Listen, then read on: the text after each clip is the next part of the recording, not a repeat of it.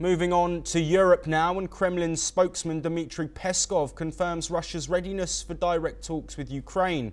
He expressed gratitude to the US for peace efforts, but insists any settlement must be reached with Ukraine and not the US. While in Ukraine, according to Kharkiv's regional governor, Russian drones have pounded the second largest city of Ukraine, Kharkiv, overnight. He says that 45 people, including 2 children, were injured in the mass attack. High-rise buildings, homes and medical facilities reportedly took direct hits. Another development in Ukraine, where its Air Force says Russia has launched 108 drones late on Tuesday and overnight. Most reportedly targeted civilian areas. Air defences were activated across multiple regions to intercept the large-scale assault. Meanwhile, Russia claims to have shot down a Ukrainian Su-27 fighter jet.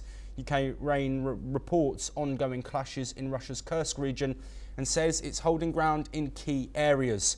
Both sides continue to deny targeting civilians. In another development, North Korean troops fighting alongside Russian forces in Ukraine are reportedly suffering heavy losses.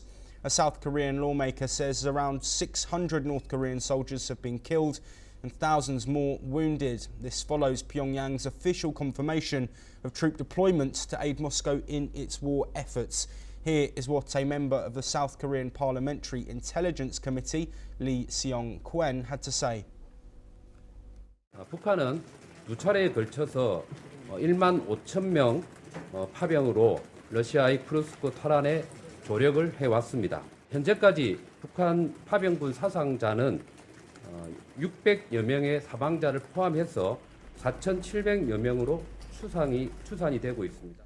Well, joining us to discuss the latest developments from the Russia-Ukraine war is Glenn Grant, an ex-advisor of Minister of Defence in Ukraine, joining us from Riga. Glenn, thank you very much for being here. I first want to look at these comments that we've recently had from Dmitry Peskov, the Kremlin spokesperson, saying that direct negotiations with Ukraine are a must and that a deal must be agreed with the United States and not Ukraine. With Ukraine and not the United States. How positive is this from a Ukrainian perspective? Oh, I don't think it is. I mean, I think that my suspicion is that maybe America is starting to get a bit more difficult with Putin, and that they're now hoping to release themselves from the problem with America and actually just deal with Ukraine. But the fact is that Russia is only going to make more demands. There's not any compromise on the horizon with Russia. They're not going to pull back anything. So they're going to hope that they can actually bully Zelensky into submission and into surrender. But I'm afraid I don't think that that's going to happen either. Glenn, we've heard reports from either side of further strikes in Ukraine. In Kharkiv, civilian infrastructure reportedly targeted as well. While on one hand there's Russian rhetoric of working towards peace and negotiating directly with Ukraine, what do these strikes on the other hand show?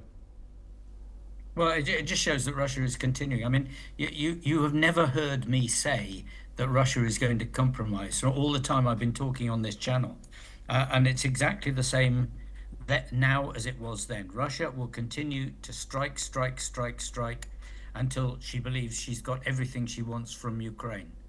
And Ukraine is going to continue to defend because they know full well that if they compromise in any way with Russia, now Russia will be back harder and with more in the future. So I don't think it means anything new at all. Glenn, I want to pick up on what you said there. Russia striking until she gets what she wants. What do you think that is? What is the ultimate end goal for Vladimir Putin? Is he looking at peace or is there something else at play? I think this is quite complex. You have to look at it in 2 levels. I mean, the first level is just Ukraine. What he wants is to totally dominate Ukraine and to absorb it back into Russia. But this is only part of a wider game, which is the decoupling of America from NATO and from Europe, and then the breaking up of Europe, and probably retaking retaking those areas that were once in the Soviet Union, the Baltic states, Poland, Finland, and dominating those in exactly the same way. So this just what's going on now in Ukraine must just be seen as the first stage of something bigger. Glenn, to end our discussion, I would like to talk about North Korea. Of course, recently Pyongyang confirmed that North Korean soldiers were fighting on the front lines against Ukraine, something that reports had suggested has been going on for months. The South Korean government have said that around 600, they believe, have died, with thousands injured. Can you talk to us and inform the audience on the significance of North Korean troops fighting in this war between Russia and Ukraine? Yeah, well, I think people need to understand that it's more than just troops fighting. I mean, North Korea is fully engaged, both politically and militarily, in this war. A lot more troops than 600 have died, that's for sure. But they are also supplying guns, missiles, ammunition in huge quantities, because they've been building up for years and years and years.